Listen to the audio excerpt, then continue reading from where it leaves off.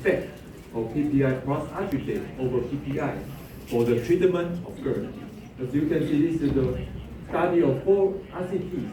The efficacy of PPI combination with arginate actually is improved compared with PPI alone. But actually, the difference is not as significant in terms of the change of heartburn score, as well as the number of days without heartburn during the 28 days treatment period. Actually, arginate could also be used after PPI stable. This year's study shows that 87% of patients they could be satisfactorily stepped up to a low dose PPI plus the arginate or arginate alone without acid rebound and the breakthrough symptoms. Actually, this is the HGA clinical press update published in 2022. Let me show you. Arginate actually has been suggested to be useful in neutralizing the postprandial acid pockets, and especially useful for patients with postprandial and the nighttime symptoms, and in those with patients with hypotonia. So in patients with hypotonia, I usually give PPI and pass the arginate 3 times and before sleep. Actually, that's quite useful. In addition, the ESNM and ANMS consensus also suggest that arginate could be used as a very useful adjunctive treatment therapy for patients with refractory GERD. In addition to as an anti-reflux barrier, recently the arginate has been found as another effect. The arginate-based topical application can act. This is an in vitro study. We use the 3D cell cultures. They measure the transesophageal electrical resistance. They found that if you add arginate, it could significantly increase the resistance of the esophagus mucosa. This is so-called bioadherence. In addition, the sodium arginate solution in vivo, this is an in vivo study compared 20 healthy volunteers and 10 patients with heartburn. They found that the sodium arginate solution could significantly adhere to the esophageal mucosa compared to the viscous or compared to the placebo. So this is the review published this year. I think this stressed the importance of arginate use. It could be used as a topical protection for the esophageal mucosa. Of course, what I just mentioned, that we have many patients, they have overlapped DGPI and the GERD. So what can we do to treat this patient? This is the study of the prospective study based on endoscopy, pH, and the pH impedance.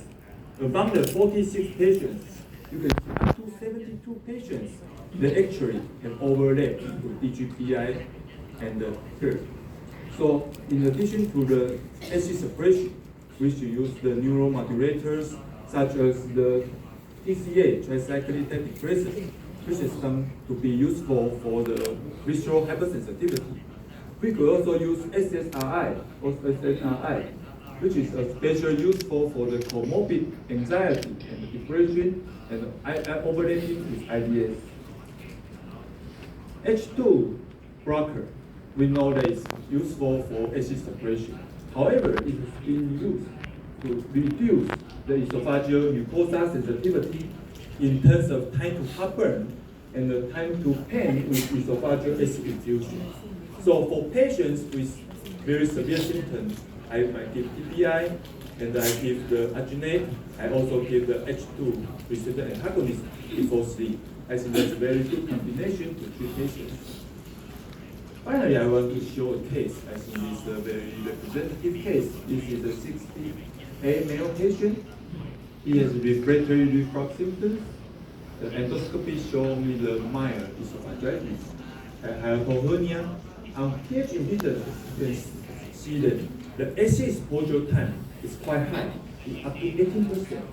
The reflux number is not that many, 67, but the MMPI is quite low. He has positive symptom association. But when you look into the pH impedance, you can see there are many supragastric bulges. And following this supragastric bulge, you can see the acid come up. This is a significant acid regurgitation. So for patients with GERD, you should consider whether he has the suprafacial airship. So in addition to the acid suppression, you may try to give them some diaphragmatic breathing, that's the CBT.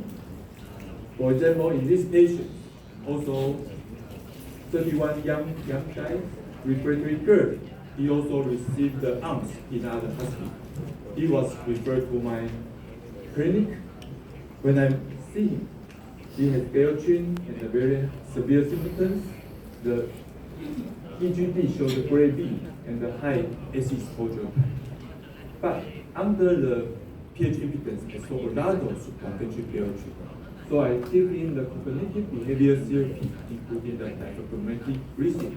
As you can see, the airship improved a lot. He don't have the reflux symptoms, and the endoscopy findings, as well as the acid exposure time on pH impedance, also improved significantly. This is the latest study published this month. It shows the effect of diaphragmatic breathing training could be useful to enhance the esophageal junction power and the esophageal motility in patients with refractory GERD. So in addition to the pharmacological treatment, maybe we could ask patients to practice the diaphragmatic breathing. So in conclusion, ladies and gentlemen, I think the pathophysiology of GERD has been very complex, as mentioned by Mark. So when we treat patients, we should have a very comprehensive evaluation. In addition to the acid suppression, we should stress the diet and lifestyle modification. We could also give them some adjunctive treatment, for example, arginine, to improve the symptom score and reduce the acid reflux burden.